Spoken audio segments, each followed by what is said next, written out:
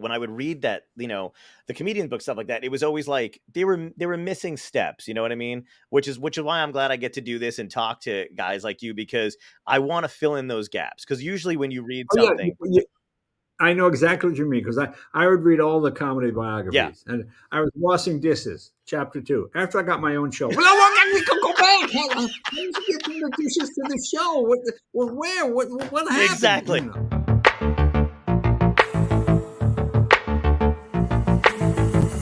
Dystopia Tonight.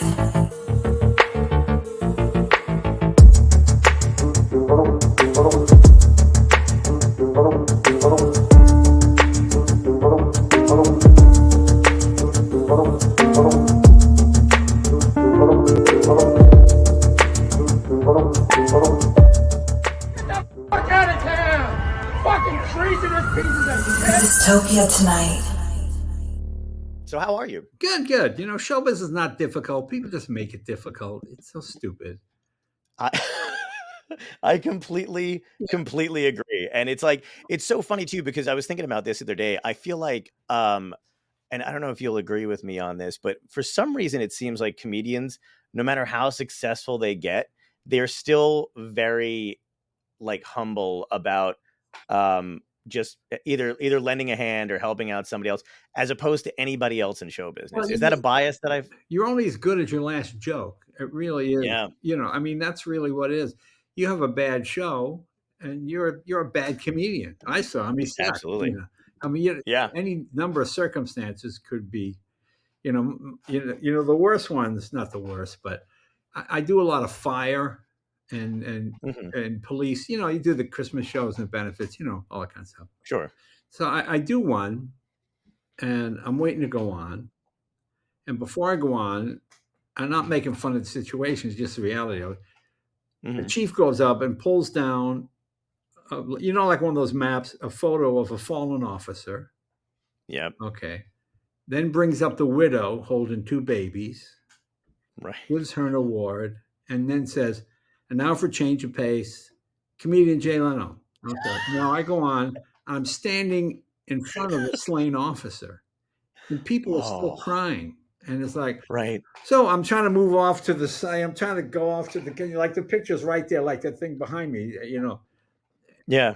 And I don't want to put the picture up because that's what I mean. It's really hilarious. I did another one where I'm here and the stage is right here. And right next to me is the guy slicing the roast beef under the big light. So I'm standing like this with the mic, and there are people walking in front of me to get roast beef. I mean, and it just, it's like free shows are the hardest. They're just the toughest. Yeah, it's just so odd. But yeah, so I think it just comes from being in the real world. Absolutely. Because that's one thing about comedy. You're in the real world. You find out exactly how people feel. You can be in a movie theater and whatever. There might be other reasons, but you're not getting that live audience experience as an actor. Yeah, absolutely. You'll love this. So I did I grew up in New Jersey, and I did a Sandy benefit show at Rowan University. Oh, okay. Like right around when Sandy hit, and it was they had hired me because also my parents lost their house in Sandy, and wow. So I was affected by it, and I went and did this benefit show. And of course, they don't know. Same thing with the firehouse stuff. They don't really know what they're doing when they're hiring a comedian and all this stuff. So I'm standing backstage, I'm getting ready to go on, and again, somebody walks out and just says, we really appreciate all the money we've raised and everything else, and we just like to show you this short video. And I thought, that's interesting. And they start playing really sad Bon Jovi music, right. When he like slows down a song, and it's just images of people's houses destroyed. Well, that's my favorite thing. When someone dies on Entertainment Tonight, they play the music slower. Oh, geez. But they do it every time. Since somebody dies at least 2 a week somewhere in show. Yeah. It's just And it's always a song that you were dancing to at a wedding like a week ago. Right, yeah, there you go. You're like, weren't we happy listening to this? Yeah, exactly. Well, there you go. There you go. Welcome to showbiz. I was such a comedy nerd when I was in high school. I have every book on stand-up comedy, Comic Insights. I've got the one by Franklin Ajay who did it. I used to absorb. Yeah. Yeah, I got to open for him in New York at the New York Comedy Festival, and he was amazing to watch. Oh, yeah, Franklin's great. He's like a jazz comedian. Yes. Yeah, really smart guy, very funny. And to me, there's nothing funnier than comedy in New Jersey. There's so many comedy clubs, Club Benet, a club. Yeah. I remember I was at Rascals once, years ago. So next to Rascals is an arcade, literally right next door. So I get there a little early. So I'm in the arcade and I'm playing one of the games. And I see this guy looking at me and goes, "Hey, you look like Jay Leno." I go, "Yeah, I'm Jay Leno." He goes, "No, you're not. No, you're not." I go, no, I am. "No, you're not. You're not Jay Leno. He wouldn't be here." I go, I'm playing Rascals right next door. Okay. I'm on in 45 minutes. Right now I'm playing a video game. "Guy, no, you're not him." Right. "All right. Let me see your ID." I said, "I'm not going to show you my ID." "I knew you weren't him." So then I go on stage and I see the guy sitting like 2 seats right in front of me. I go, "Do you believe me now?" Okay. He's still suspicious. Hilarious. Oh, yeah. Just New Jersey. Oh, yeah. Latin Casino in Cherry Hill. Oh, hilarious. Oh, yeah. I went in. I said, I've been there a couple of times. I'm going to ask the guy for a raise. I said, "Can I talk to you about a raise?" He opened his desk drawer, took out a gun, put the gun on the table. I said, "I don't need a raise. I'm okay." Yeah. I mean, hilarious. Hilarious. Just great. Yeah, just hilarious. Oh, my God. Just like the funniest. I love New Jersey. It just makes. Is this regular radio? Yeah, you can say whatever you want. Okay. One day, they opened the Atlantic City. They opened the.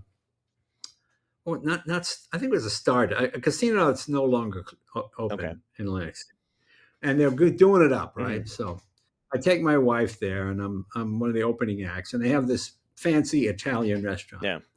So I call and say, "Oh yeah, but you have to wear a jacket and tie, Miss Leno." "Oh, okay." So I put on a jacket and tie. My wife said, "We go to the Italian restaurant."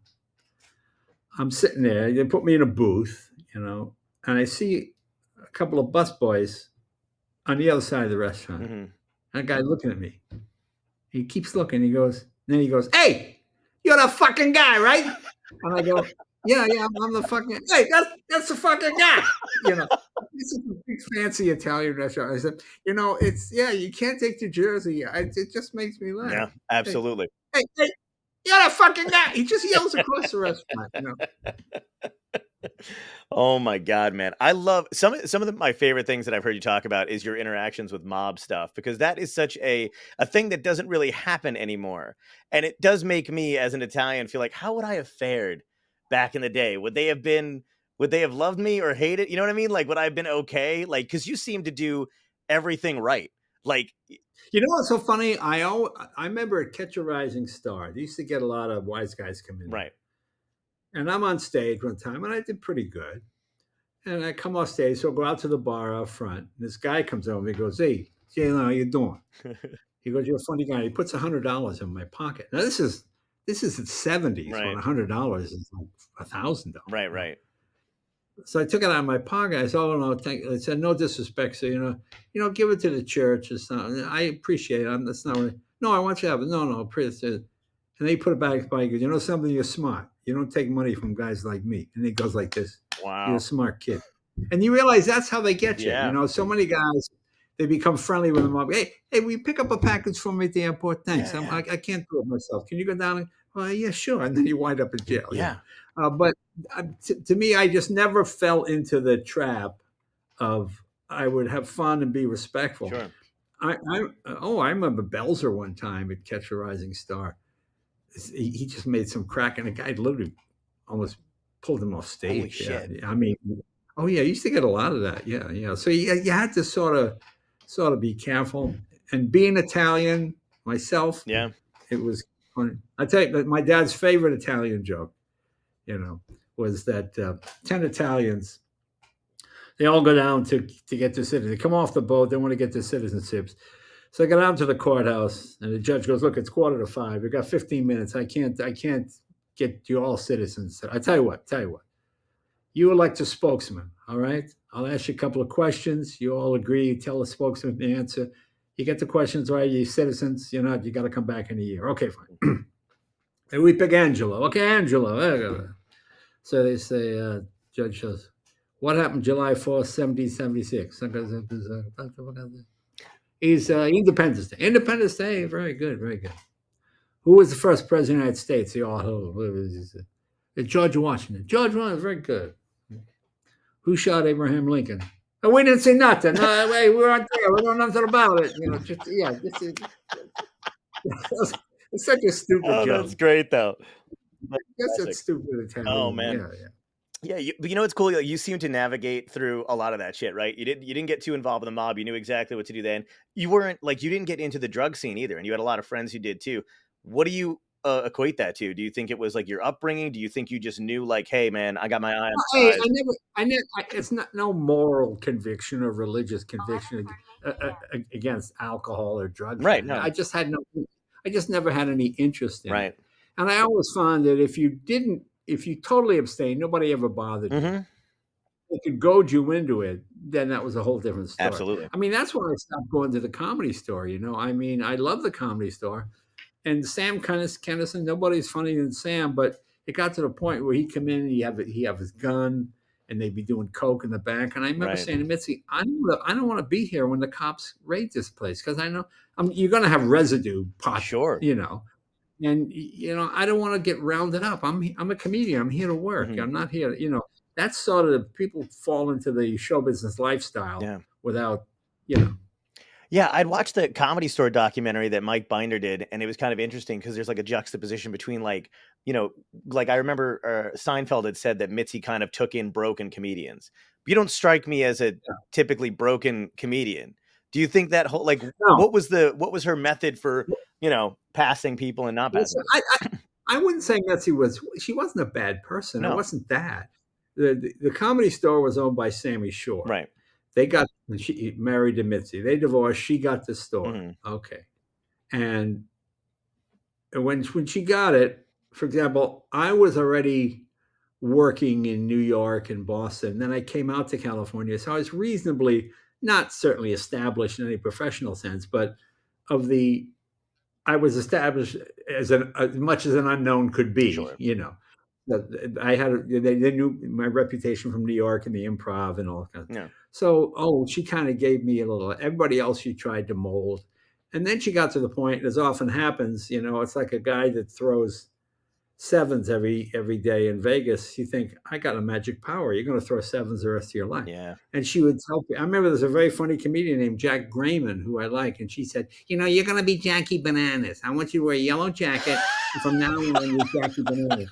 And he didn't really want to do it, but he just, because that's what, if you wanted to work at the store, you're working as Jackie Bananas, And you tell people that you're not good enough. I think you're good. And of course, you tell a comic they're not good enough. They might just be different enough or unusual enough that you don't get it. For example, I was great friends with Andy Kaufman early on, and I used to feel sorry for him because this guy's so weird. But then I saw the genius later. But because he didn't do exactly what I did, set up punchline joke, I thought he really wasn't very talented. But obviously, of course, he was. Right. And that's kind of what Mitzi fell for.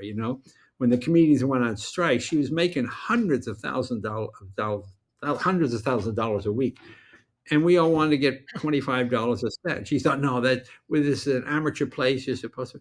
And it turned into a big deal, and that's where the split, and people went to other clubs, and she didn't want you working the Improv. If you worked the Comedy Store, it all got very territorial. Sure. And it was too bad, but I don't think she was a bad person or anything like that. It's just this worked for her, and she continued to do it that way. Yeah, I'm so glad you brought up the strike, because I've had a lot of comedians on who there's obviously, I'm sure the legend about you basically ending the strike and either faking getting hit by a car or genuinely getting hit by a car, and everybody has a different side to that story. Did you Did you fake? I faked it. Well, I slammed myself against the car and walking down it again. Oh my God, Leno's been run over. Finally. Yeah, Everybody talks yeah, about that, by the way, and they're like, and Leno, but it's all the stories are like slightly different. I can't get a straight answer out of anybody. yeah, yeah, yeah. No. It wasn't real. I mean, I hit the car, but I hit the Oh, car. okay. The car didn't hit me. So I think Biff Maynard, I think, was driving the car. He was a comic on Mitzi's side. Oh my gosh, Yeah. So yeah. But did you know, like in your head, did you think, I bet you this will end it all? Or were you just like, maybe? Like it's a bit of a risk. Well, you assume I appreciate the fact you assume that I'm thinking while I'm doing something. I mean, that's probably the misconception, Right. the idea that, no, it just seemed like you're just trying to get attention and draw, say, oh my God, Leno's dead, we got to stop this, all that kind of, Yeah. so stupid. It's so crazy because the worst thing we can do now is like maybe delete an Instagram account and then other comedians will be like, oh my God, what happened to so-and-so? You know what I mean? Like there's not really much you can do. Like, well, you know what I find funny is everybody thinks with this cancel culture and all this kind of, how old are you? I'm 39. I'll be 40 in November. Okay. You remember, I'm sure you don't remember Cabaret Cards. No. But in New York City, if you're a comedian or a singer and you wanted to perform, you got a cabaret card, which was a license from the city to be a performer. Okay.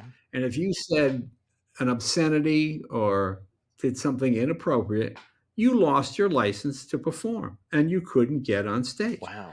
Lenny Bruce, it happened to Lenny Bruce. Lenny Bruce was at Carnegie Hall and said so, and he had a bit about racial injustice and all that. Who would you rather have sex with? Kate Smith, she was an enormous, like a 300-pound female singer. Okay. Used to do this. God bless America. Right. Or Lena Horne, of course, a beautiful, really attractive, slender, young, attractive African American woman. And and cop didn't like that bit. Pulled his cabaret. He lost his license. He went to court. Wow. And the policeman took the stand and did Lenny's routine. And the jury went, well, that's not funny. Well, of course it's not funny. You got a cop quoting it wrong and doing it back. But that's what used to happen, And then in 69, you had the Warren Court come in. And suddenly pornography was everything, free speech. They threw it up. Everything was legal. Yeah. And you didn't have that anymore. But it always just kind of makes me laugh that people think, oh, he got fired for saying this. Well, you really got fired back in the day. I mean, now you might get ostracized, but Louis C.K. is still funny, still performing, and not, okay, you're not doing commercials for GM and Ford. Now you're doing Sue B. Honey, okay? Sure. But there's a great movie called Facing the Crowd. You ever see it about Andy Griffith, where Walter Matthau, he becomes the biggest star in the world and has a huge fall, and he goes, oh, you'll still work, right? You just won't be as big, right? You won't be at Carnegie Hall, but you could be at the Improv, or you won't be, at Symphony Hall, but you'll be at a bar and grill on the East Side or whatever it might be, So I just find it interesting. It is interesting because it's so weird. Like the public, once the advent of the internet kind of came out, kind of just like everything else, the public picks teams. Which everybody gets into the little tribes and everything like that too, where it's, it was sometimes it was as simple as like, people who are fans of Bob Newhart would never be fans of Dice, and they would literally on the internet kind of be like, almost pit them against each other. But in reality, Bob Newhart is a fan of Andrew Dice Clay, and I always find it funny that the public does not respect the artist's opinion of another. Like, I think we all kind of have even if somebody does something a little different, like you were saying, Andy Kaufman, you didn't understand him at first, but you came to appreciate his style of comedy behind it. Yeah. But it's weird that it doesn't transfer over to the public side. They just have their guy and they want, well, it does transfer. It just doesn't transfer where you don't have to write your name. I used to get, when I started the Tonight Show, you would get handwritten letters. Right. Dennis, now you did this joke about, I hate you, I'll never watch you again, all that kind of stuff. And I would always call people who wrote me a letter. You Wow. know, I just call them back and say, "What was the problem?" They go, "Oh man, no, I love the show." I said, "But you just call me an asshole." No, no, I'm just talking. And you go, "Oh, okay." And that's kind of what the internet is. All these people that hate so and so and would never watch them again. It's like I do Jay Leno's Garage. Yes. It's on YouTube. It's free. Great show. Every time I do an electric car, Miss Leno, I think electric cars are terrible. I'll never watch you again. Fine, it's free. You know, there'll be a different car next week. You know, yeah, but you know that person continues to Oh, watch because absolutely. I'll see their name and a comment. 3 weeks later. Yeah, absolutely. That is the nature of the internet though too. Everybody, it's democratized. Everybody has an opinion and a say, and everybody's voice seems equal to everyone else's voice, which is, something we Well, imagine a nightclub where everyone has a microphone yeah, and they can interrupt your act at any time, yeah. and that's basically where you're at. Do you ever I don't know why you would do, but do you ever put yourself in the position of if you had to start today with TikTok, Instagram, like all that kind of stuff, what you would do you think you'd be able to navigate it the same way you did when you were younger? I have no idea. Could Cassius Clay beat Joe Lewis? Right, I don't know. right. I mean, could Cassius Clay? Sure, how old I am. I just said it because I watched Requiem for a Heavyweight. You Oh ever see yeah, that movie? absolutely. The greatest movie, Yes. the most empathetic movie. I think I saw it when I was 9 or 10.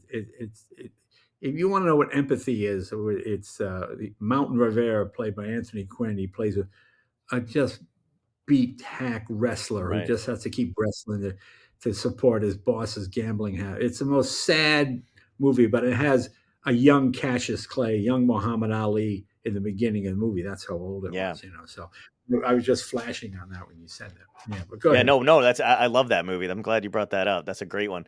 But yeah, no, it is one of those things where like there's so much I mean, again, maybe you can steer me in a different direction here, but for comedians now, like when I started, it just seemed like I've been doing it for 18 years. So I started in early 2000 or 2005, I think is when I started. I was like 20 years old. And but it around then it was like the bringer shows, right? So like when I started then, it was you could not get on stage unless you brought people to the club. And Right. then, but how many friends do you have? You know what I mean? Like how many friends are going to come out each time to watch you fucking bomb? You know what I mean? So that ran out pretty quickly, but then, you get good and you perform in other places, you get picked up by a headliner. And then that's how you wind up working the road. But then it changed from, Dane Cook exploding on MySpace to now everybody's trying to get that, we're always chasing something. And now it's like, getting your clips up as soon as possible. So now it's fine that you're great and you're good, but I've literally had clubs on the road go, how many followers do you have? And I would go, in Well, Akron, it's I don't interesting. know. This is I was talking to a young comic, and we talked about Jerry and I, Yeah. Seinfeld, and he said, "Well, you and Seinfeld, you started during the golden age of comedy when it was easy." I go, that Oh, wasn't easy. no. It just everybody thinks everybody else Has is, it? you know. I had somebody say something really funny to me the other day. A person said, "Well, back in the '90s, people were really stupid." Yeah, people were really stupid back in the '90s. Yeah, like it's the Middle Yeah, Ages. yeah. It just makes me laugh. But like when I started, there were no clubs. Right. You had folk singer clubs where people did anti-war songs, "Stop Your War Machine, Man," all Yeah. that kind of stuff. And occasionally they might put like the Improv in New York. There's a famous line Bud would say, three singers then you, because there weren't enough comics to keep the show going. Wow. So we'd have two or three Broadway singers and then the comedian, Sure. So then, for example, I had to drive from Boston to New York 2 or 3 nights a week just to get on stage because there was, I would go into bars and put $50 on the bar and say, hey, let me tell some jokes. If I bomb and people leave, keep the 50. If I do good, give my money back. Yeah. Okay, fine. And that cost me about $500, but that's what you had to do. So now there's all kinds of places to Yep. perform. I don't think the nature of comedy has changed a whole lot. I don't really think people think it's so different now. I It's really not. It's not like I think the essence of it is still the same. Like you still have to be good. Like I pride myself on making sure, like you said, you're only as good as your last joke. You're only good as your last show. That still hits. for me personally. But it's weird because now you're your own, you're your own editor, you're your own graphic designer, you're your own marketing team. Right. And as opposed to like, I wish, the only thing I wish was a little bit like back in the day was when you got an agent or a manager, they did that kind of stuff. You know what I mean? Like they did we'll book you here. No, they Did they didn't. not? They really Please didn't. correct me, because I've read, like, the books I've reading was Here's the like, thing: yeah, you would have there were a couple. Some agents would, okay, but you have agents who come in the improv, wine and dine young comedians, yeah, sign them, and then just go back to their office. And if one of them hit a year later, they still had a signed contract and they could wow, collect money off you for the rest of your life. They would come in and they would see you, and you'd take a kid who's not real good, but got a few laughs. Oh man, you're a trick boy. I'm going to make you a star. Oh, really? Oh, thanks, man. And then you sign a 7-year deal or some crazy thing like that. No, that happened a lot. That happened a lot. I find you always get more work from other comedians than you ever get from an agent or a okay, manager, especially when you're starting out. When I started, Steve Martin was very helpful to me. Harvey wow, Korman, Johnny Carson came in to see me.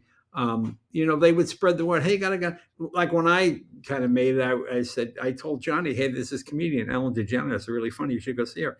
And he went down. Oh, yeah, she's great. And so yeah, so that's really the way it is. I mean, okay, it's really your own doing. right, Most people fail not because lack of talent, right, uh, because that's a lot. I mean, assuming you're reasonably talented, sure, you have to make that assumption, right, okay? But it's too straight, too gay, too jealous, too envious, too high, too drunk. There's always some other reason why you don't get it. right, The number of comedians I see that I always tell comics, if you can physically make it to the stage for 7 years, you'll yeah, work. Maybe you won't be the most famous guy, but you'll make a good living. But most people can't. You have a situation where they don't change their act, and after a couple of years, they're just sick of doing it, and they begin to resent the audience for laughing at it because they're tired of seeing it. sure, They're too lazy to come up with the material. You have guys that never change their act. I saw a guy not that long ago. He goes, I saw this thing about Nixon in the paper the other day, and I'm not a crook. I go, okay, oh no, my you didn't god, see yeah, Nixon in yeah, the paper the other day. Nixon hasn't been in the paper since 1974. Okay, yep, but in his mind, oh, okay, that's where it was. yeah. I used to work with a guy who would still do Lorena Bobbitt jokes. I'm not even kidding. Like that was his, like, he would find a Yeah, way to work Clinton or Lorena Bobbitt into a thing just to do it. And I'd be like, well, isn't it better to just think of something new or like work yeah, on something? that's really true. I mean, we're all been guilty of that. Sure. You keep doing it, yeah, but yeah, you got to learn when to throw. When you're still talking about Reagan's trip to Pittsburgh. Okay, thank you. Yeah. No, I know. I'm glad you said that though, because it is very like, and I'm sure people exaggerate, but when I would read that, the comedian book, stuff like that, it was always like they were missing steps. You know what I mean? Which is why I'm glad I get to do this and talk to guys like you, because I want to fill in those gaps. Because usually when you read Oh yeah, something, I know exactly what you mean because I would read all the comedy yeah, biographies, and I was washing dishes, chapter 2. After I got my own show, well, we can go back. How did you get the dishes to the show? Where? What happened? exactly. Exactly. I'm always like, what the hell? Because I mean, it doesn't. I've had my fair share of managers and agents, and some of them have been great, and we've gotten some stuff together. But it's always like, that idea that they put in your head when you're watching this kind of stuff, that literally somebody crane grabbed you out of a game, and then all of a sudden placed you Right, in a thing, doesn't exist. right, And it's hard to it's exactly. hard to reconcile that too. It's fun to, like, I mean, do you not, are you addicted to the online presence? Like, do you have your own private accounts? Are you scrolling, or do you avoid all that altogether? I don't have any interest in it. I don't do Netflix specials. I don't. Yeah. To me, I say I can do 5 to 10 live appearances Hmm. and make exactly what I would make doing a Netflix special. Right. So why give it away? Why make 1/100th of a penny per view Sure. versus $25 a person coming to see you in Right. person? But will you leave some, like, does it, I mean, are you a posterity guy? Like, do you feel like at some point you would, I mean, you must have recordings of hour-long sets, right? Somewhere, I'm sure I Do you did. think you'll, do you think you'll leave any of it, like eventually put Not something? my problem. Wow, that is a great attitude, man. That is a Well, healthy. I mean, think about it. Do you know who Charlie Mama is? No. No. There were all kinds of really funny comedians in the 50s and 60s. Really funny comedians. You just don't. I mean, I mentioned Elvis once to Yeah. somebody, and they thought I was referring to Elvis Costello. I go, no, Elvis Presley. The guy goes, what? And it was a kid. He went, Wow. Elvis Presley. When was that? Oh, well, the 50s. What? I mean, his point of the furthest Elvis he could go back was Elvis Costello. Yeah. It just made me laugh. No, I don't think there's no legacy here. There's no. Plus, you're dead. You really have no idea That what it. kills me. The Well, idea yeah, that you're dead. That's true that too. you're going to live on, and oh gosh, Oh, but you gee, wouldn't it be? you so have a legacy though, man. I mean, I watched your YouTube clips of you doing stand up at the comic strip. There was one of you with a hat and you're just fucking crushing and the material's still relevant. To me, I watch something like that and I go, I want to see more of this. But I guess that means I got to go see you live. You know what I mean? Like I have to see the whole live show. That's the I idea. think that was Freddie Prinze Live. Yeah, Oh, yes. I remember I had a comedian once on the Tonight Show, and he said, "Oh, I got a special coming out." Oh, great. And during the break, I said, "So where are you going?" "Oh, I'm going to see her. I'm going to Atlantic City. I'm doing this." And I said, "Have you got a new hour?" No. I do the same thing I did in the special. I go, "Really?" It's not like music. It's not Yeah. like, oh, I want to hear James Taylor sing Sweet Baby James again. You don't want to hear the same material. Sure. About 6 months later, he'd come on the Tonight Show and he went, "Oh, you were right, man." He would go to places and people that liked him watched the special 2 or 3 times and then went to see him and heard the exact same thing, Right. except it now costs them 25 or 50 bucks. Yeah, they won't come back. Yeah. So yeah, you've lost that guy. You lost that guy. That's true. You were talking about Right. playing around before there were clubs, the same way Steve Martin kind of did too. Like you guys started at a point where there were no comedy clubs to perform in. Did you ever fantasize at all about maybe if you had to perform, like would you have performed in speakeasies or would you have wanted to perform back in like Prohibition days? Because you seem to handle that kind of crowd and attitude well. You know who Morty Amsterdam Of is, course, right? love Maury Amster. Yeah, Dick Van Dyke Show, one From of the my Dick Van favorites. Dyke Show. You know who gave him his start? Who? Al Capone. Holy shit! Al Capone owned a bunch of clubs in Chicago, and he was a young comic. Huh? Hey, let's get funny. Yeah. Get funny. Yeah. So he put Maury Amsterdam in all his clubs, and that's how Maury got well known. Yeah. Oh yeah, my so. god.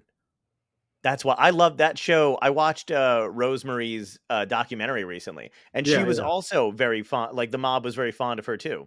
Yeah, and brought her up. Well, mob guys are like Gandolfini was the funniest mob guy.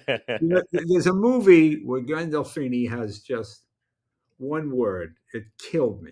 You remember a movie with Steve Carell? It wasn't big, where he played a magician. Yeah. Wonderstone or something. Yeah, the Great Wonderstone. Yeah. Great Wonderstone. Okay. He's in Vegas, and Gandolfini owns a casino, and he wants Steve Carell to play at his kid's party or something. Right. So Carell's talking to him. Says, "Oh, your kid's birthday, huh?" He says to Gandolfini, "How old's your kid?" Gandolfini goes, "I don't know." You're so disinterested. Yeah. But just this, I don't know. I don't know.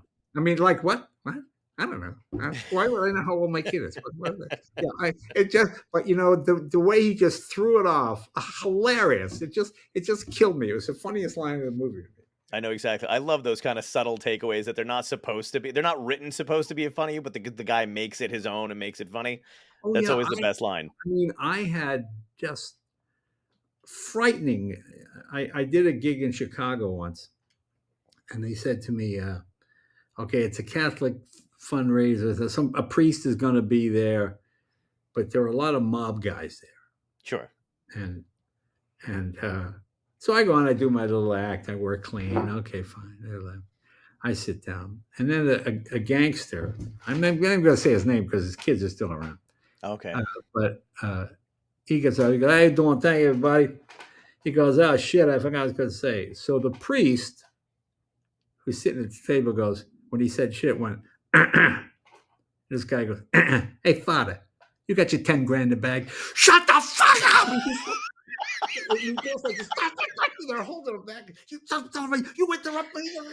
The priest is sitting there holding the 10 grand like this in the bag, you know. Oh and my God.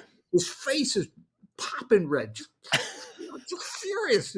Just to see unbridled rage, you go, oh my God. You see why these mob guys, they're true psychopaths. Yeah, absolutely.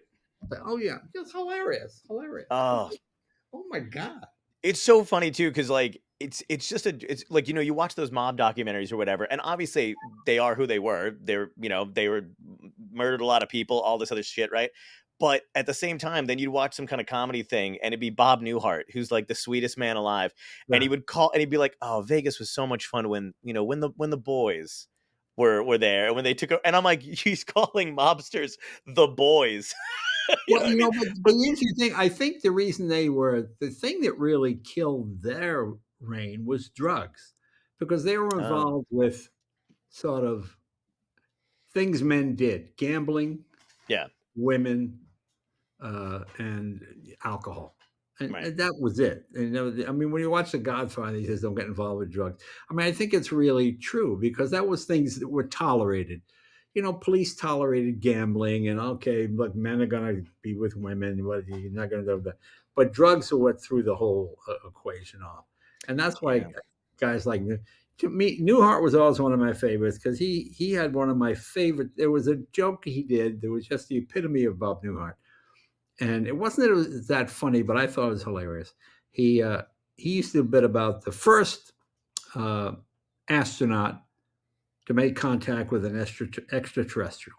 Mm-hmm. You know, he's up in space. He meets an alien. Okay, he comes back to Earth. There's a huge press conference. You know, and Bob's he's doing little funny things. And then a reporter says, "How far ahead of us are these aliens?" Newhart says, "About 6 weeks." 6 weeks.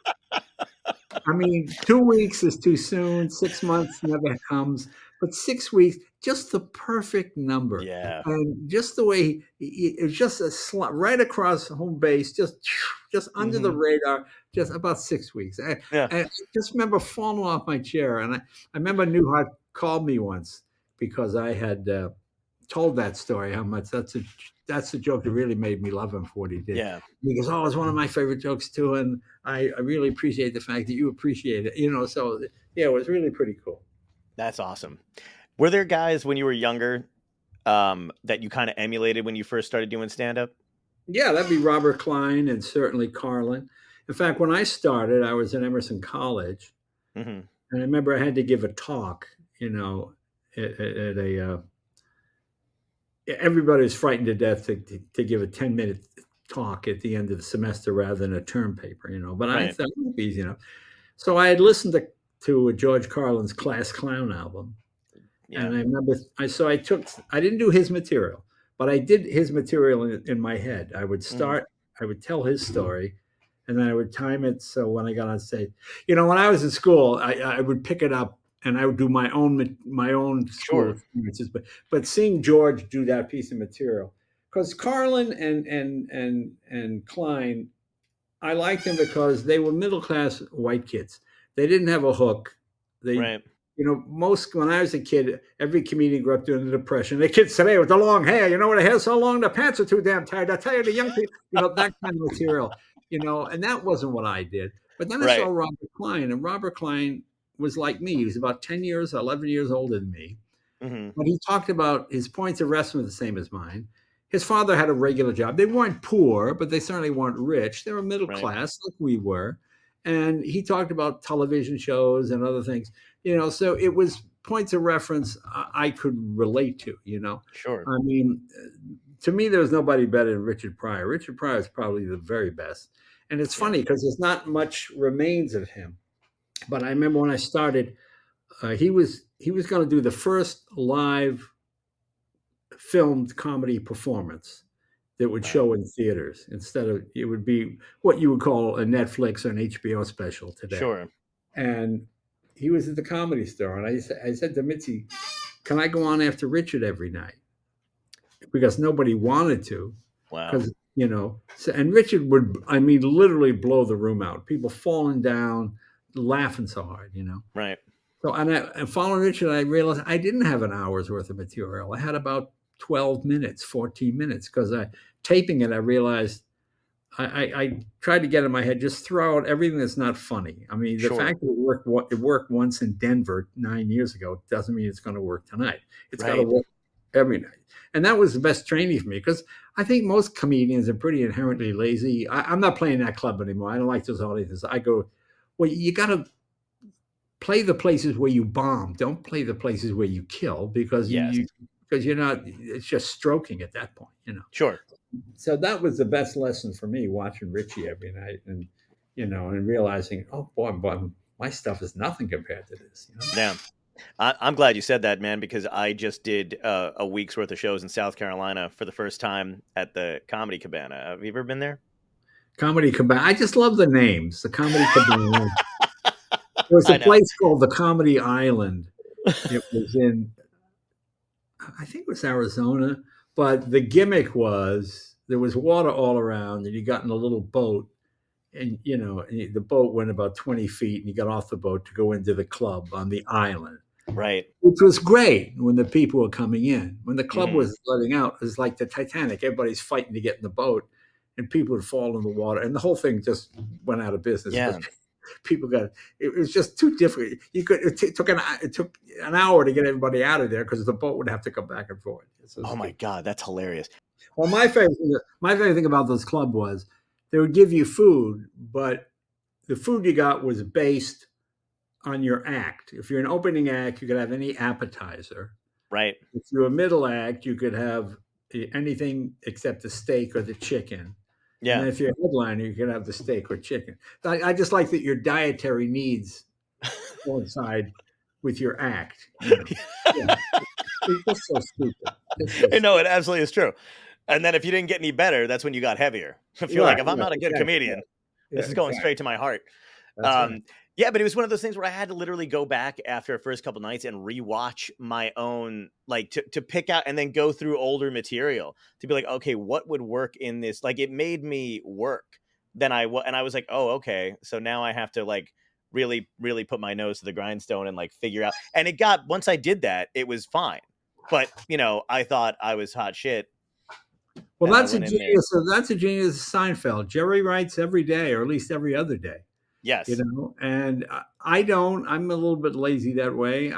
When I come up with it, I throw it in. If not, doing the Tonight Show, I would do new material in the same place every day. On the road, do the same material in a different place every day. Right. And there are advantages to both. The Tonight Show kept you sharp because you had to come up with material at a voracious rate. Yeah. But on the road, you could go, oh, Monday night, let me change it tomorrow night. So by the time you got to Friday, you'd done it 3 or 4 times, and you could really polish it.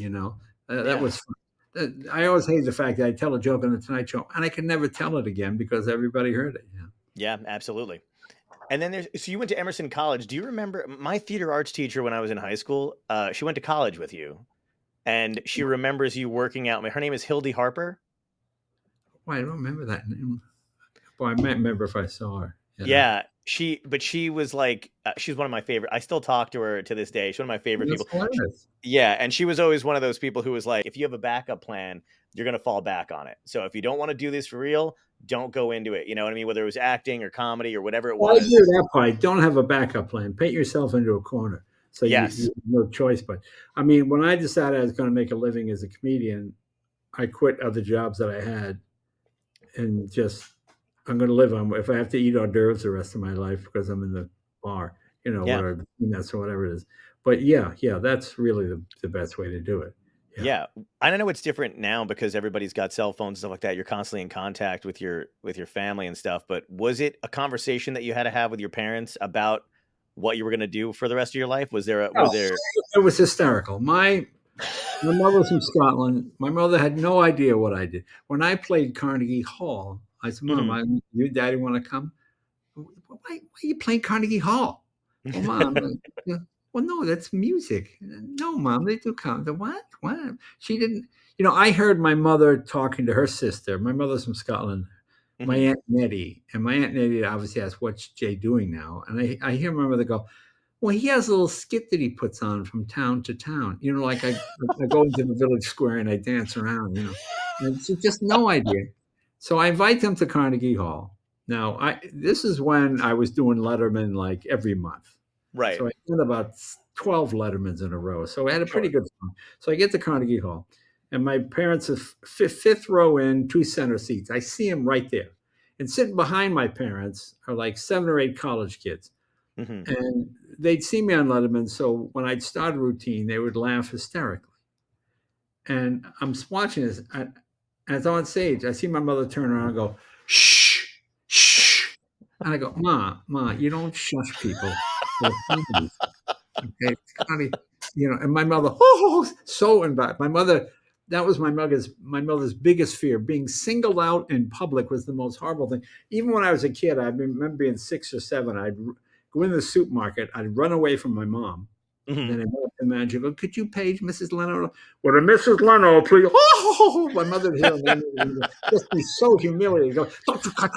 And she'd just yell at me for having them announce her in the supermarket. Right. Oh my God. What did your dad think of it? My parents are great. They just said, look, just finish college. Have something to fall back on. That was their thing. So as much as I hated college, I really didn't like it, but I did finish.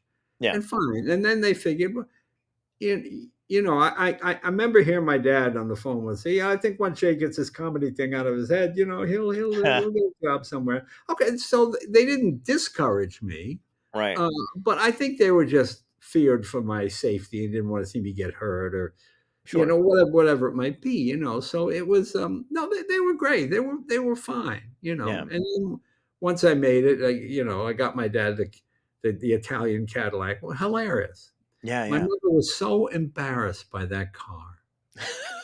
Like they'd be driving along, and if they came to a stop sign, mm-hmm. and my dad always kept it immaculate, white with red velour upholstery. People looked at the car. My mother motioned them to roll down the window, and she'd go, "We're not really Cadillac people. Our son gave us this." My father go, "We're driving the goddamn Cadillac. We're Cadillac people for Christ's sake." And then the people would get scared and they would take off. I mean, people would say to me, now this is before people had cell phones. My mother was so embarrassed by this Cadillac, she would sit like this below the seat. So my dad would drive. Someone called me, I saw your dad. He was just yelling in the car. I go, no, my mom was in the car. No, my mom was below the seat. My dad was yelling. Oh my God. Because my mother did not want to be seen in this ostentatious kind. Oh yeah. In fact, hilarious. The Tonight Show, when I started, it was the Tonight Show starring Jay Leno. Yeah. And my mother, being from Scotland, starring Jay Leno. Listen to you, Mr. Big Shot. You're getting too big for your britches, starring Jay Leno. You're trying to get a big. I go, Ma, that's what they're doing. No, starring Jay Leno. Like people don't know that. So I said, Ma, that's it. So 2 weeks later, I changed it to Tonight Show with Jay Leno. That's why it changed? Yeah, that's why it changed, because my mother, starring Jay. Listen, Mr. Big Shot. You got to tell everybody he's starring on a TV show. Yeah, my mother just, yeah. And they never got that I was, when I was on the cover of Time magazine, I called my mom on the cover of Time, and I said, call Uncle Frank in Florida and call Aunt Faye in New Jersey. And the long pause, mother goes, well, no, I don't think, what do you mean you don't think so? Well, I think they put you on the covers of the ones they sell around here because they know you're from this area, but you're not going to be on the cover in Florida. Come on. It's the whole country. Oh, I don't think so. That they don't do regional issues, Mark. For Andover, Massachusetts. They don't just do the Time magazine for Andover, Massachusetts. Yeah, just hilarious. Just hilarious. Oh my God, that is priceless. I love that. Yeah. Oh my God. Did you have so everybody has their class that they came up with. Yours is a little, to me anyway, like a little blurred. Like, were you were before Seinfeld, Reiser, Marr, all those guys, right? You came about 3 or 4 years in front of them. So was your comedy class more like Richard Lewis, Robin Williams? Yeah, Richard Lewis. I remember once I was in New York. I was going into the Improv, and I stopped in a newsstand. And I saw a local comedian. It was the Bergen County News, and Richard Lewis was on the cover. Wow. Not the cover of the newspaper, but a picture. Then I went in the Improv, but that's the guy who's on. I just saw you on the burger. Oh my God, you would have thought he was on, it was like Time Magazine or something. Oh my Right. God, I'm so impressed that Lewis is on the cover of this Bergen Yeah. County News. Yeah. Did you ever see Richard Lewis on Candid Camera? No. If you want to see something funny, Yeah. Richard Lewis, when he was like 12, Uh-huh. go to school and they're telling kids what their future employment would be. And they bring Lewis in, they go, look, judging by your aptitude, truck driver is about as far as you're going to get. And he's Richard Lewis to a T. Truck driver, what are you talking about? I mean, it's the Richard Lewis we know now. I mean, it's exactly the same. That's what's so funny. It was like watching a child do an impression of grown-up people. Because my parents, I go to get that truck driver. I can't. I don't even drive a truck. I don't know how to. It just goes on. But you can call it up on YouTube. It's really fun. I mean, we just lost Richard. Yeah. Last few months. It's really sad. Just a funny guy. He and I were we. I remember I used to kill him with it. He was dating a girl who was Miss Dole. Remember Dole Pineapple? Yeah. Well, she was Miss Dole. Wow. So, and I would always say, "Ooh, packed in her own juices." I always say that.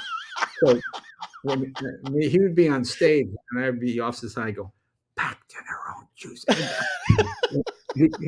he would just start to laugh, and people think he was laughing at his own jokes, but he goes, "Packed in her own juices." Oh my God. That is fucking hysterical.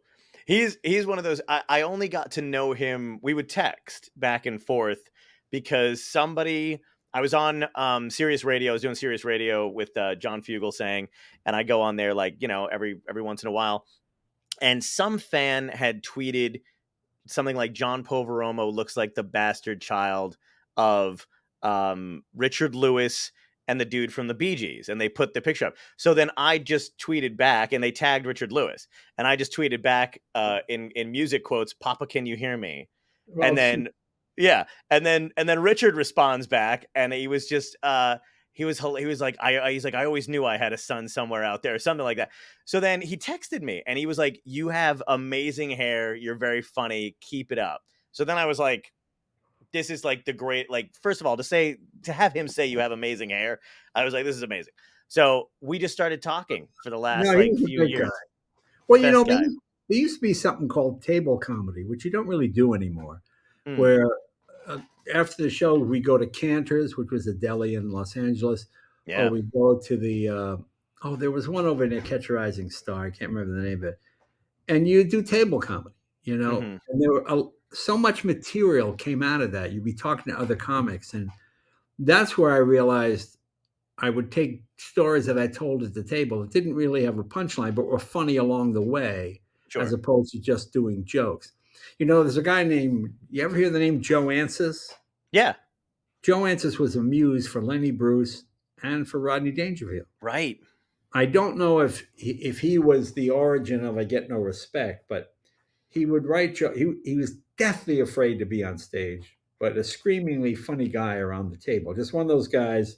No, I don't want to do it. No, I'm not going to do it on stage. No, but he just had funny stuff to say. So everybody would use him as a muse. You talk to him, and you come away with some material, Mm-hmm. But the idea of going and meeting in a restaurant, now everybody texts, and it's not quite the same thing. No, it's not. Not the same thing. Around a big table, for 2 hours at 2:00 in the morning at an all-night deli and just throwing jokes back and forth. Yeah. Can I tell you one of my favorite? There's a bunch of Rodney stories I love, but I remember watching some documentary on Rodney, and Robin Williams was being interviewed, and he said, he was at Dangerfield's when he was younger, and he's standing next to Rodney, and they were talking about, somebody had asked him if he still gets nervous going on stage, Robin. He's like, everybody, it's just an excited energy. And he goes, I remember standing in Dangerfield's, and Rodney was about to go on, and he's standing next to me, and Rodney just turns to Robin and he goes, look at me, I'm sweating. I own the club. I think about that before I go on every time, every night. No, it's funny. Look at me, I'm sweating. I own the Did you club. hear my Rodney story with Rodney having the heart attack? No. When I was a kid, when I watched Rodney on Johnny Carson on the Tonight Show, my favorite part was seeing Johnny be the straight man. Things are rough, Rodney. Whoa, brother. I'm okay now, but last week. It was cold. Was it cold? Oh, it was so cold. He would always. Yeah. So I thought, wouldn't it be fun to do that with Rodney? So I finally got when Rodney would come on with me, I got to be able to play Johnny. I got to but pretty rough week. Oh, Jay, rough week. But I'm okay now. But last week, I think we do the whole thing. Mm-hmm. So near the very end, about 2004, Rodney was in his 80s. Yeah. And we had him on the Tonight Show. So he comes out and he was a little off his game. Not off anybody noticed, but instead of going like this, he'd go like this. Things just seemed a little, So Sure. I said to our producer, Debbie Vickers, I said, Deb, call the paramedics. I think Rodney's having a stroke. She goes, what? I go, no, I think he is. He seems a little off his game. He's getting big laughs, but not okay. But anyway, always a professional. He finishes. He sits down. He talks with me. He's funny. Fine. Show ends. Just as the show ends, the paramedics come in. Yeah. So I go to the dressing room and I say, Rodney, paramedics want to take a look at you. I think he had a stroke. And I'm fine. And, well, he did have a stroke. And they took him out in a stretcher. Holy shit. So a couple of weeks later, I get a call from Joan, his wife. And she goes, oh, Jay, Rodney's in a coma. You got to come out. Okay. So we go out there and Rodney's lying there with his eyes open. And she says, the doctor says he can hear us and understand us, but he can't react. So I'm telling him how much I love him and how great he was to all us comics working his club and getting free food. And, just telling stories. Yeah. So then Joan says, Jay, take your finger, put it in Rodney's hand. She goes, Rodney, if you know it's Jay, try and squeeze his finger. So I feel just a hint of a squeeze. And I went, Rodney, that's not my finger. Okay. So Rodney goes like this. His shoulders move. And Joe goes, he moved. So everybody starts screaming, he moved. Oh my God. So we're all laughing and having a good time. He never really recovered from that. He died right after that. Right. But, just to get a laugh from Rodney. Oh my God. Yeah, it was just, it was great. It was great. I mean, that's incredible. I mean, he was how he lasted as long as he did is amazing. Because Rodney did every kind of, it was just. I remember a comedian got fired from one of his HBO specials because he wasn't dirty enough. Who was that? I don't know, but it was one of those Rodney specials. Andrew Dice Clay, Sam Kinison, Sure. Some comic. Yeah. I can't use you, kid. You're too clean. Right. It just made me laugh. Do you ever look? I mean, it's kind of be weird when it's happening, but for guys like me who like kind of look at the whole picture of all the guys that came out of the 70s and the 80s or whatever, it's kind of remarkable how you all wound up in like sitcoms, like every sitcom I was a fan of when I was a kid, helmed by a comedian, talk shows, comedians, movies, writing, TV production, Michael. Well, now that you think about it, whenever I see a songwriter, they always turn out to be a singer. And that's, it's just, I mean, it's I mean, it would be surprising. This guy's a janitor, but he's a comedian. No, I mean, it's kind of the other way, Right. But it is kind of funny too. But like, it's just so, I don't know.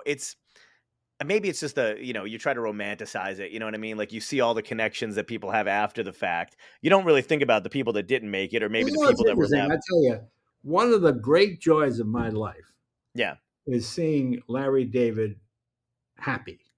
Because I remember him in the 70s and the early 80s as a stand-up. It was a bit like, it's like seeing someone who can't quite get the word out, Sure. He would go on stage, and what he did was conceptual and different from set up punchline joke like Seinfeld and I. And he would get mad at the audience and they didn't get it and whatever it might be.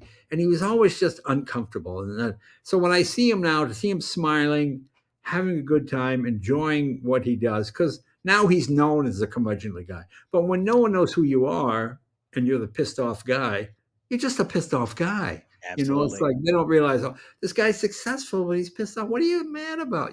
That's sort of the fun of Larry David, Yeah. So to see him now be so successful, it really makes me feel good.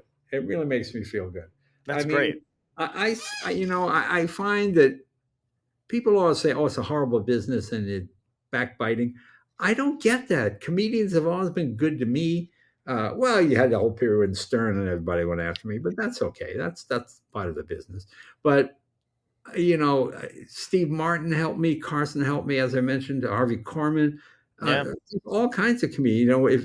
If I can't do a gig, I'll go, hey, you should call this club. Hey, call Comedy Magic Club in Hermosa Beach and tell them I told. Oh, okay. I enjoy it because I can't do every job every day. You're not taking money out of my pocket. Right. Like I said, when you mentioned agents and managers before, it's really not. The real trick is to get into that community of other performers, and they take care of you. There are Absolutely. comedians who I might not like. I just like because they're comedians. Because when I started, I never met another comic. It took me years before I met somebody else did what I did and understood what it meant. And Yeah. there's an old joke. You probably heard this joke about comedian goes to Vegas for the first time performing in Vegas. So he does great. He's all excited. He goes back to his hotel room. It's like 1 o'clock in the morning, and the phone rings. Hello. He goes, hi, this is Felicity from the Follies Bergère show across the street. Guy goes, yeah. Listen, I saw your show tonight, and I thought you were really funny and sensitive and cute. And I thought maybe I could come over. We could, just fool around for a while. And I'd leave before morning if the comic goes, you see the first show or the second show? Yeah, I mean, that's a joke that doesn't work unless you're a comedian. Oh, that's absolutely true. Can I tell you one of my favorite ones? Yeah. Okay, so there's a comedian on death row. Right.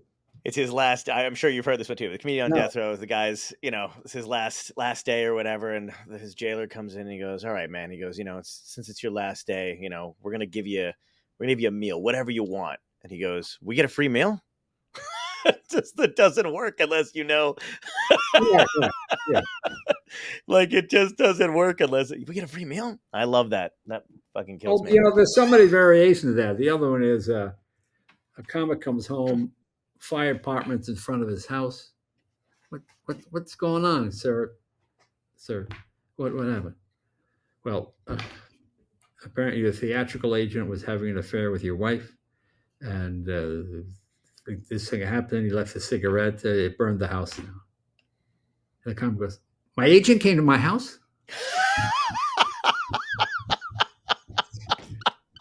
Oh my God. I love those. Oh, yeah, there's so many of those. There's another one. Here's one. This is an inappropriate joke, but sure.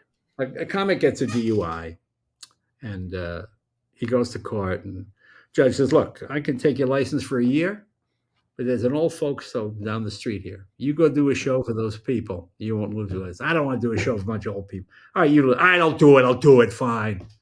So he goes down to the old folks' home. The manager of the old folks says, sir, thanks so much. We don't get very much entertainment here. This is so nice. Yeah, no problem. Because just want to warn you, a lot of these folks have Alzheimer's. He goes, that's fine.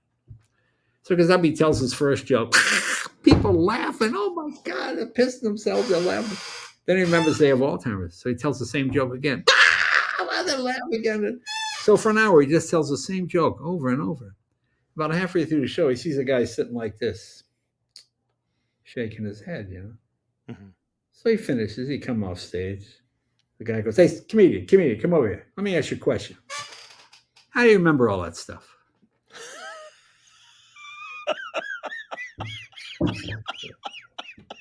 Yeah, oh my God. That's great. Oh, that's so good. So stupid. Yeah. This is my father's favorite joke. Guy gets these hearing aids, $10,000 a piece each year. Best hearing aids you can get. His friend said, what kind are they? About $4,600. Took me a second. That's a great joke. Oh man, I know I've kept you for over. I could just keep you for. I love talking to you. Can I ask you the last 3 questions that I ask every guest? Yeah, go ahead. Okay, great. First question is a bit of a softball question, but if you can go back in time and talk to your younger self, what piece of advice would you give yourself that would help you today? Do exactly the same thing. I think everything you do contributes to who you are. I mean, there's a quick story. When Cosby got nailed, yeah, or I would see all these people go, "Oh, these women, they they believe Bill Cosby. Who, you fall for that. But something, I remember when I was a kid, I went into a club and I said, I'm a comedian. And the guy said, you're a comedian? You in the union? I said, no. He goes, you got to be in the union. I think it was AGVA was the union then. I said, no, you got to join the union. Here, go down and see my friend, right? So he gives me an address. I go down there, and it's a theatrical agent. The guy says, how long you been a comedian? I said, 9 months. 9 months. You're supposed to join within 30 days. You could be fined right now. I'm thinking, oh, what? What's that? I go, well, how much is it to join the union? He goes, $300. I said, well, I don't have $300. And then he says those classic words, how much you got? I said, well, I got $75. And he takes my $75. He gives me his business card. He writes Union Man on the back. Go back to the club, give that to the guy. Wow. So I go back to the club to give the guy. The guy goes, the joke give me this? Oh, man, no, kid, get out of here. We don't hire comedians. Okay. I knew at the time I was being taken. Right. But like those women with Cosby, well, he is a big star. And he's asked me to come to his hotel. Maybe he does want to. You so want it so bad. Sure. So if I didn't had that, I might not be empathetic to people who made a stupid mistake. Because, right. When you hear a 19-year-old make a mistake when you're 40, it's funny. When you're 19, you're thinking, well, I don't know. I want to be an adult. Maybe this is what you do. Maybe you go up to a guy's room. Like the women that went to see Harvey Weinstein to be in a movie. Sure. He is a legitimate producer who's won Academy Awards. Maybe he is. Maybe he's concerned about, and so the sense what I wouldn't go back and change anything for exactly that reason. These are all valuable learning experiences, and you just kind of go, okay, I made a fool of myself. It cost me all the money I had. Yeah. But I never did it again. What's the second question? Second question is, what had to end in your life, good or bad, that led you to where you are today? What had to end in my life? Yeah, good or bad? Yeah. I don't know. I can't think of anything. I was always, I'm a single focused person. When I have a job, I concentrate on that job. That's why I like being a comedian in a club, because this job is done. I don't have to go back and redo it again. I don't have to go back. It's piecemeal work. Write joke, tell joke, get check. Thank you. Boom, boom, boom. That's right. it. So the idea that if I had something coming up, everything else goes out the window and I concentrate just on that. So what had to end no, I was very fortunate. I had a couple of motorcycle accidents, things that could have crippled me or waylaid me along the way, but they didn't. So no, I can't think of anything. So, did you stop riding the motorcycle though after that? Oh no, I'm still riding a motorcycle. Oh, that's great. I was on a 100-year-old motorcycle 2 days ago. Okay. Oh my God. I'm on the LA freeway. This motorcycle is 100 years old. It's 1924, and I don't have any brakes. All right. The last question has to do with it ties in with the show. So the show's called Dystopia Tonight. And if you woke up tomorrow and it was your last day on Earth and it was a genuine dystopia, whatever you think is happening, if you think it's going to be a political collapse, a comet heading toward Earth, climate change finally hits, what are you going to be doing? What is going to be how are you going to go out? Well, I just sit down and fine. Yeah. Yeah. I mean, yeah. You got 24 hours. It's just, Well, what are you going to enjoy in 24 hours, really? With your, I mean, I don't know. It always seems like, you talk about dystopia. I'd probably tell a joke. I remember once when in Desert Storm, we went to entertain the troops. Sure. So we land and we get in the helicopter. You go 2 hours right near the Kuwaiti border. Mm-hmm. It's 119, 120 degrees. And we land, and I go, where are we doing the show? And the sergeant would go, you can stand on that tank. I go, stand on the tank? There's no stage? No, there's no stage here. All right. So I stand on the tank, and this guy's all sitting in the sand. Mm-hmm. There's no mic. I'm thinking, well, this is awful. This is dystopian, Right. So I just started telling jokes, and I realized these guys haven't heard a new joke in like a year. So like, I mean, now I'm saying I gotta get more of these Kuwaiti tank shows. These are the best audience I ever had because these guys are just dying like, oh man, I'm going okay. Even I don't think this stuff is this funny, but Yeah. they're pounding their knee and they're just having a great time. Going, oh, okay.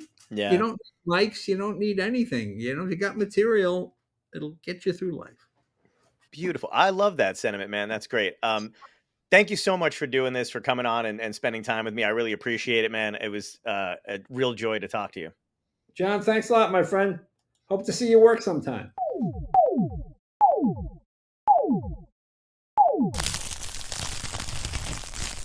Dystopia Tonight.